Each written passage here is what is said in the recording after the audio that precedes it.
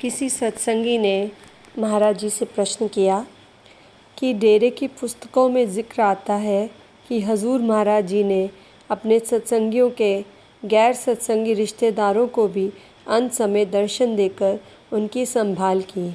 क्या ये खास दया मेहर इसलिए की जाती है क्योंकि उनका महाराज जी के प्रति प्रेम था? महाराज जी ने जवाब दिया, इन बातों में कोई बंधे बंधाए नियम नहीं है। सतगुरु अपनी मौज का मालिक है, वे जो चाहे कर सकता है। ये सब उसकी दया मेहर है। अगर आप सत्संगी हैं और आपके रिश्तेदारों का आपके साथ प्यार है और आप उन्हें हजूर महाराज जी की बातें सुनाते रहते हैं, उनको संत मंत की पुस्तकें पढ़ने के लिए देते हैं, उन्हें प्रसाद देते रहे हैं और उनके मन में हजूर महाराज जी के प्रति गहरे संस्कार पैदा हो जाएंगे।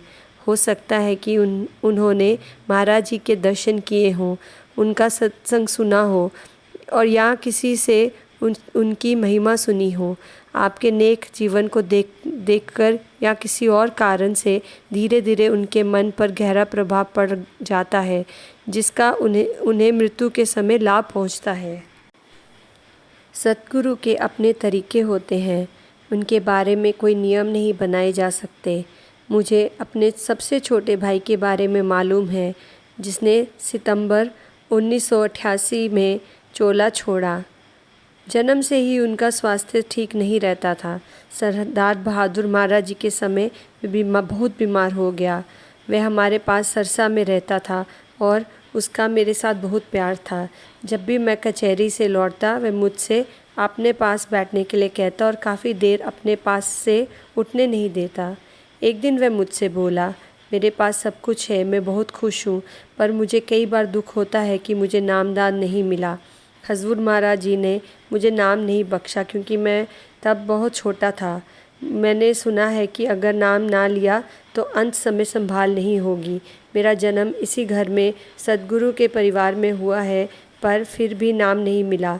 मुझे कई बार इस बात का डर लगता है। वैसे मुझे मरने की कोई परवाह नहीं है।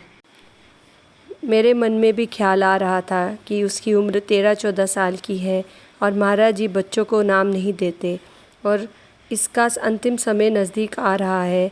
सो मैंने उससे कहा, तू अंतर में महाराज जी से प्रार्थना कर, वह तेरी संभाल करेंगे। तू इस बात की क्यों चिंता करता है कि तुझे नाम मिला है या नहीं? दूसरे दिन वह मुस्कुरा रहा था और बहुत खुश था। उसने कहा, आपको मालूम है महाराज जी ने मुझे नाम दे दिया है। मैंने पूछा, कैसे? और आपको आश्चर्य होगा कि उसने नामदान की सब बातें एक एक शब्द बता दिए।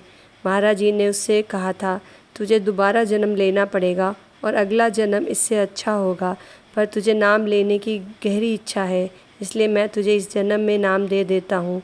इस जन्म में जो कुछ तेरा प्रारब्ध था अब तूने भोग लिया और अब तुझे 2 दिन बाद चले जाना है। उसने 2 दिन बाद खुशी खुशी चोला त्याग दिया।